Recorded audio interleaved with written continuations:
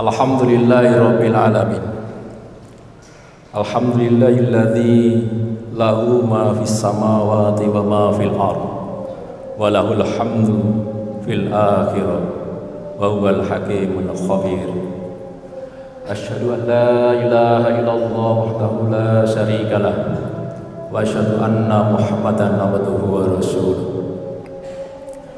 Allahumma shalli ala Muhammad wa ala ali Muhammad kama shallaita ala Ibrahim wa ala ali Ibrahim wa barik ala Muhammad wa ala ali Muhammad kama barakta ala Ibrahim wa ala ali Ibrahim innaka Hamidum Majid. Ya ayyuhalladzina amanu taqullaha haqqa tuqatih wa la tamutunna illa wa antum muslimun. Qala Allah Ta'ala A'udzu billahi minasyaitonir rajim. Innal insana khuliqa halu'a. Amma ba'd. Hadirin jemaah salat Jumat yang dirahmati Allah Subhanahu wa taala. Marilah kita bersama-sama bersyukur kepada Allah Subhanahu wa taala atas segala limpahan rahmat, taufik, hidayah dan juga kenikmatan yang lainnya yang telah diberikan kepada kita semuanya. Kita bersyukur kepada Allah dengan sesungguhnya dengan cara kita taat kepada Allah Subhanahu wa taala, meninggalkan larangan Allah, kemudian mematuhi dan menjalankan perintah Allah Subhanahu wa taala. Pada kesempatan yang berbahagia ini, saya menyeru kepada diri saya sendiri dan juga jemaah sekalian, marilah kita selalu meningkatkan kualitas ketakwaan kita kepada Allah Subhanahu wa taala. Karena sungguh Allah akan meninggikan derajat orang-orang yang bertakwa. Inna akramakum indallahi atqakum. Kemuliaan manusia di hadapan Allah tidak dilihat dari jabatan, kedudukan, kepemilikan harta, garis keturunan dan lain sebagainya. Namun Allah akan meninggikan derajat seseorang itu dari kualitas ketakwaannya. Oleh karena itu, marilah kita berupaya sekuat tenaga kita untuk selalu meningkatkan kualitas ketakwaan agar kita menjadi orang yang dimuliakan oleh Allah Subhanahu wa taala. Salawat serta salam marilah kita selalu aturkan kepada Nabi kita Muhammad sallallahu alaihi wasallam. Semoga kita termasuk umat beliau yang bisa meneladani beliau, dan juga pada akhirnya kita bisa membersamai beliau nanti di akhirat, di surganya Allah yang tertinggi, bersama dengan orang-orang yang kita cintai. Kita bayangkan ketika saat orang-orang yang durhaka kepada Allah dihinakan oleh Allah Subhanahu wa taala, namun kita di posisi yang dimuliakan oleh Allah Subhanahu wa taala, bersama dengan anak istri kita, bersama dengan kedua orang tua kita. Itu adalah keadaan yang sangat indah dan sangat kita damba-dambakan. Kita mulia bersama dengan orang-orang yang kita cintai. Semoga Allah selalu memuliakan kita dan juga orang-orang yang kita cintai, kedua orang tua kita, anak istri kita, dan juga karib kerabat kita. Hadirin yang dirahmati Allah Subhanahu wa taala, sebagai tambahan pengingat untuk kita semuanya bahwa hidup di dunia ini adalah sementara. Sebentar lagi akan kita tinggalkan, entah kapan. Mungkin hari ini, mungkin nanti malam, mungkin esok hari, kita tidak tahu. Namun yang pasti kita akan mati. Untuk itu kita persiapkan kematian yang paling indah, yaitu kematian, husnul khatimah. Dan semoga kita termasuk golongan orang-orang yang diwafatkan oleh Allah Subhanahu wa taala dalam keadaan husnul khatimah. Hadirin yang dirahmati Allah Subhanahu wa taala, dalam kehidupan sehari-hari kita kadang mengalami suatu perasaan yang sedih, kecewa, marah, kemudian cemas dan lain sebagainya,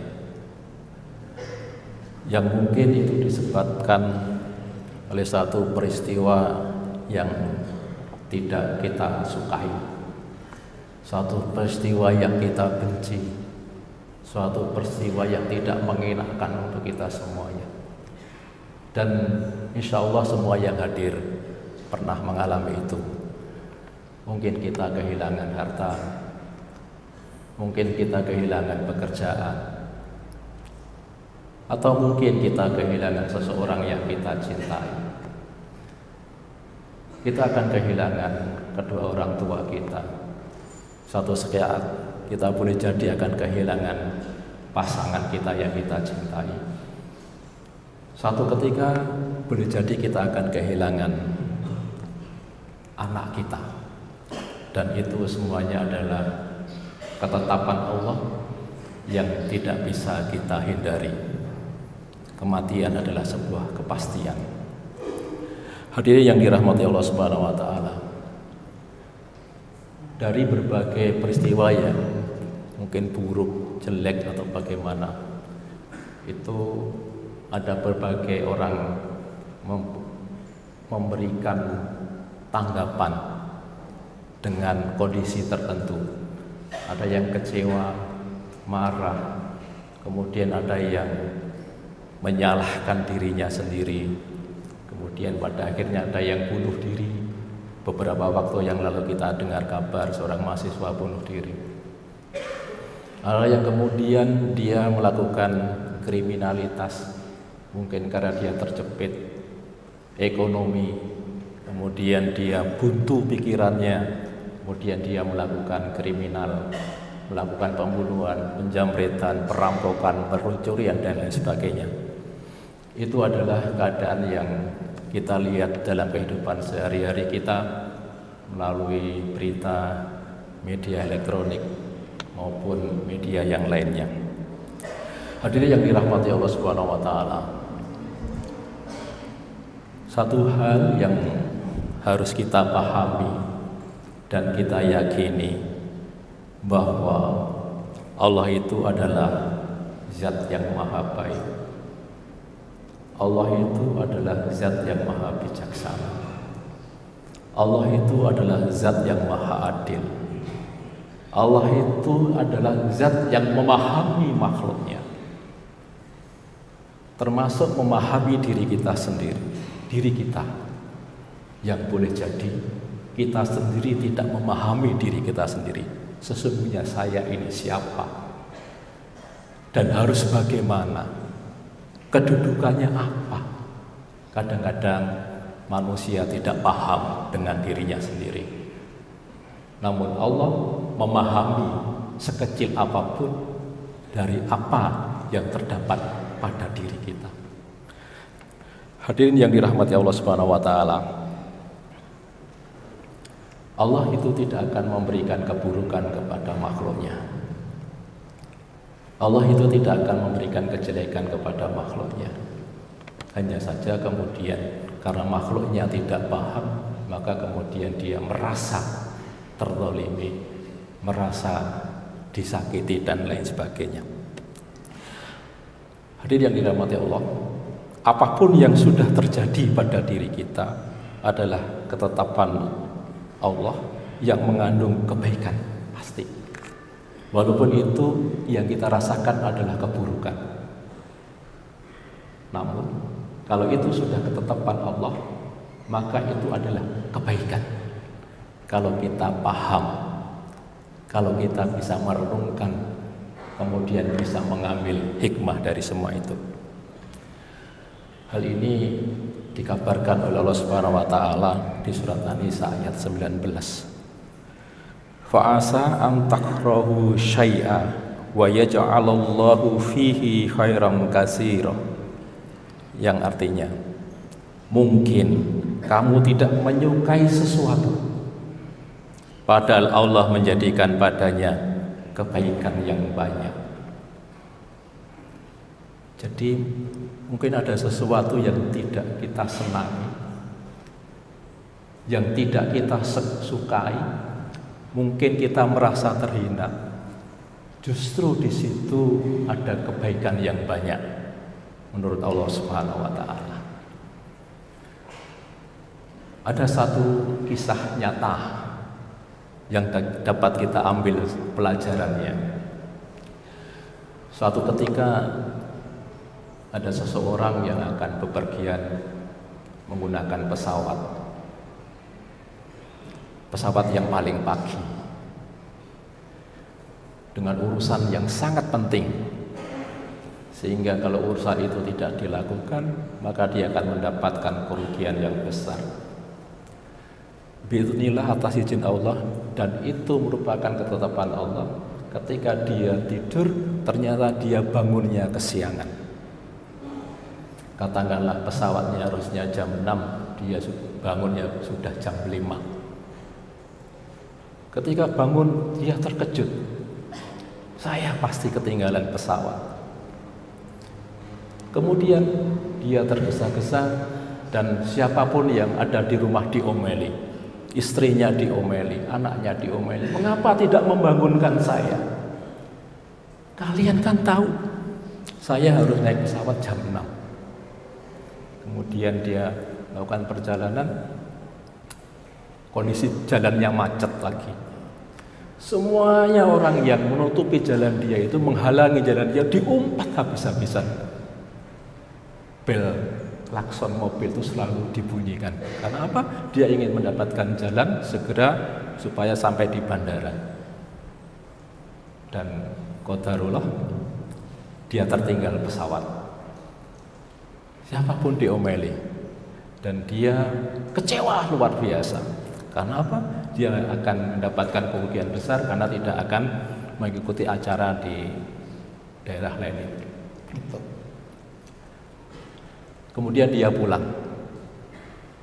Dan apa yang terjadi?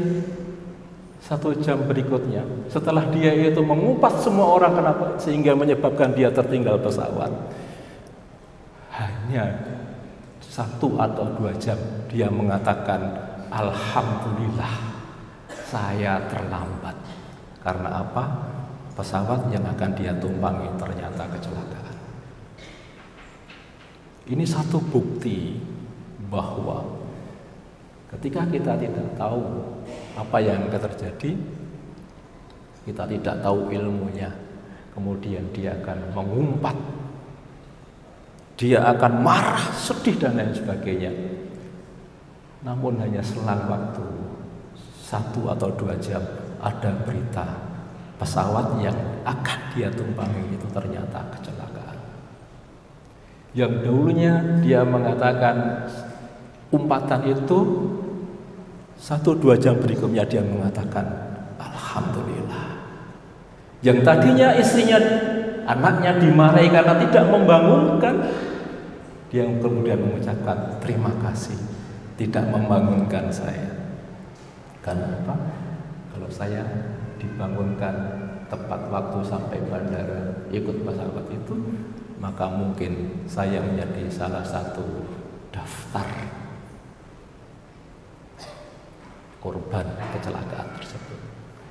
Itu adalah rahasia Allah Subhanahu wa taala. Banyak lagi kisah-kisah, cerita-cerita di dunia nyata ini yang dahulunya dia mengatakan dengan umpatan sedih, namun hari berikutnya dia bersyukur kepada Allah Subhanahu wa taala. Dan boleh jadi ada yang dirahmati Allah Subhanahu wa taala, keburukan yang kita hadapi, kejelekan yang kita hadapi, kegagalan yang kita hadapi, itu boleh jadi kasih sayang Allah Subhanahu wa taala untuk apa? Untuk menolong kita agar kita tidak terjerumus pada musibah yang lebih besar. Ini hanya satu contoh saja. Jadi yang dirahmati Allah Subhanahu wa taala, memang sifat dasar manusia itu tidak akan puas, tidak akan pernah puas. Bahasa Jawanya itu akan selalu gresulok. Ketika panas, dia akan minta hujan. Ketika hujan, dia minta panas. Dia mencari pekerjaan, ketika di pekerjaan mengeluh banyak pekerjaan dan lain sebagainya.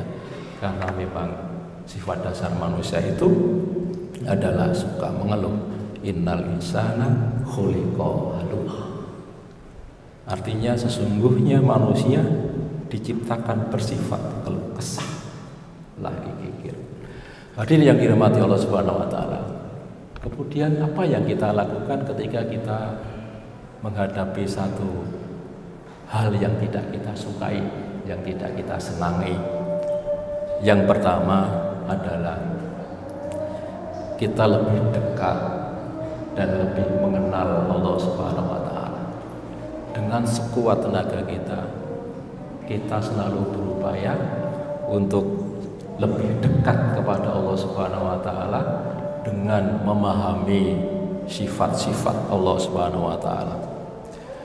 Dan ternyata kalau kita memahami sifat Allah, Allah itu akan selalu memberikan sapaan yang sangat mesra kepada kita dengan ungkapan penuh kasih sayang. Mari kita baca dalam satu ayat. Allah mengatakan, wala tahinu wala tahjanu wa antumul a'launa in kuntum mu'minin. Ini seruan Allah yang sangat mesra untuk kita kalau kita paham. Sapaan Allah yang sangat penuh kasih sayang. Allah mengatakan, janganlah kamu bersikap lemah. Janganlah kamu bersikap lemah. Dan jangan pula kamu bersedih hati. Padahal kamulah orang-orang yang paling tinggi derajatnya jika kamu orang-orang yang beriman. Jadi ini seruan yang sangat mesra bagi kita orang-orang yang beriman. Ketika kita mendapatkan masalah tertentu, Allah menyapa kita dengan mengatakan, janganlah kamu bersikap lemah. Janganlah kamu bersedih. Dan jangan pula kamu bersedih hati. Hadir yang dirahmati Allah Subhanahu wa taala. Kemudian ketika kita sedih, Allah juga menyapa, la tahzan innallaha ma'ana. Janganlah kamu berduka cita. Sesungguhnya Allah bersama kita. Sesungguhnya Allah bersama kita. Apapun yang kita hadapi, kesulitan apapun yang kita hadapi, bahwa kita yakin Allah selalu membersamai kita. Ketika ada orang merasa kesendirian, kesepian karena ditinggalkan pasangan, karena ditinggalkan orang-orang yang kita cintai, maka hadirkan pada diri kita bahwa Allah bersama dengan kita. Allah akan membersamai kita dalam keadaan suka maupun duka. Permasalahannya hanya kita kadang-kadang tidak peka bahwa Allah itu bersama dengan kita, sehingga kita selalu merasa sendiri. Kita merasa sendirian di dunia ini. Dan juga yang paling penting adalah kita selalu mengingat Allah Subhanahu wa taala. Karena kita ketika selalu mengingat Allah Subhanahu wa taala, maka kita hatinya akan menjadi tentram. Allah bidzikrillah tatmainnul qulub. Ingatlah, hanya dengan mengingat Allah lah hati menjadi tentram. Ini adalah satu kunci dengan berzikir kepada Allah Subhanahu wa taala. Mengingat Allah Subhanahu wa taala setiap saat, dimanapun, dalam keadaan apapun. Hembusan nafas kita adalah hembusan nafas zikir, mengingat Allah Subhanahu wa taala. Kemudian Allah di mana? Ketika Allah ketika Allah itu ditanya, Allah di mana? Kemudian dijawab oleh Allah Subhanahu wa taala, wa idza sa'alaka ibadi anni fa inni qarib. Dan apabila hamba-hambaku bertanya kepada tentang aku Allah, maka jawablah bahwasanya aku dekat. Hadirin yang dirahmati Allah Subhanahu wa taala, sebesar apapun permasalahan yang kita hadapi, Allah dekat kita. Allah selalu membersamai kita. Hanya saja sekali lagi, kadang-kadang kita tidak peka. Kita merasa sendiri. Kita merasa ditinggalkan manusia. Dan sesungguhnya kita itu tidak butuh manusia. Yang kita butuhkan Allah Subhanahu wa taala. Kemudian Allah menggerakkan manusia-manusia untuk membantu kita. Lalu yang kedua adalah ridho. Ridho dan mengambil hikmah dari setiap peristiwa. Ulama mendefinisikan ridho itu ada dua. Yang pertama, mempercayai dengan sungguh-sungguh bahwa apa yang menimpa kita, baik suka maupun duka, adalah yang terbaik menurut Allah Subhanahu wa taala. Boleh jadi kita gagal, namun itu adalah yang terbaik. Ada satu hikmah yang tersembunyi di situ. Mungkin kita akan mendapatkan satu hal yang lebih baik dari apa yang gagal itu. Boleh jadi kita akan diselamatkan oleh Allah Subhanahu wa taala dan seterusnya. Kemudian makna ridho yang kedua adalah kelapangan jiwa dalam menerima takdir Allah Subhanahu wa taala.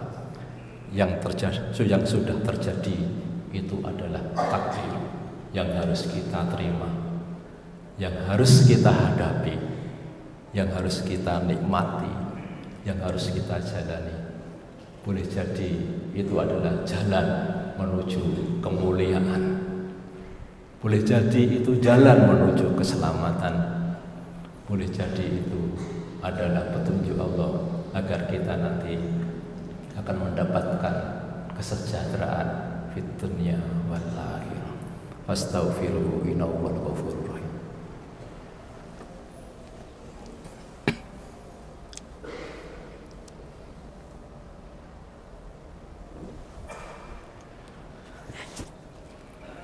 Alhamdulillahirabbil alamin. Alladzi khalaqal mauta wal hayata liyabluwakum ayyukum ahsanu amala wa huwal azizul ghafur. Asyhadu an la ilaha illallah wahdahu la syarika lah wa asyhadu anna Muhammadan abduhu wa rasuluh. Allahumma shalli ala Muhammad wa ala ali Muhammad. Ya ayyuhalladzina amanu taqullaha haqqa tuqatih wa la tamutunna illa wa antum muslimun. Semoga Allah selalu membersamai kita. Semoga Allah selalu menguatkan hati kita. Semoga Allah selalu menguatkan jiwa kita. Semoga jiwa kita termasuk jiwa yang mutmainah, jiwa yang nantinya akan ditempatkan di surganya Allah Subhanahu wa taala bersama dengan para nabi dan juga orang-orang yang soleh. Kemudian kita bisa menggandeng ayah ibu kita di surganya Allah Subhanahu wa taala. Ini sebagai satu penyemangat.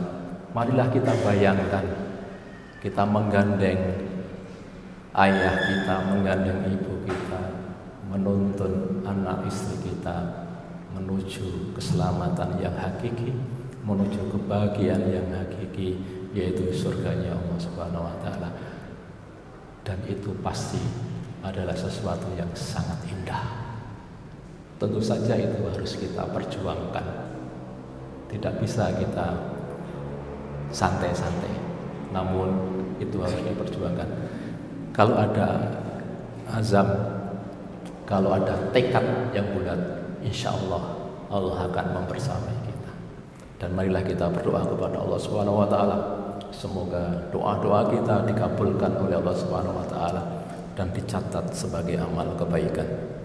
A'udzubillahi minasyaitonirrajim. Bismillahirrahmanirrahim. Alhamdulillahirabbil alamin. Allahumma shalli ala Muhammad wa ala ali Muhammad. Allahumma ighfir lil muslimina wal muslimat wal mu'minina wal mu'minat al ahya'i minhum wal amwat. Rabbana dhalamna anfusana wa illam taghfir lana wa tarhamna lanakunanna minal khasirin. Allahumma inna nas'aluka al-huda wat-tuqa wal afafa wal ghina. Allahumma inna nas'aluka ilman nafi'an wa rizqan thayyiban wa amalan mutaqabbalan.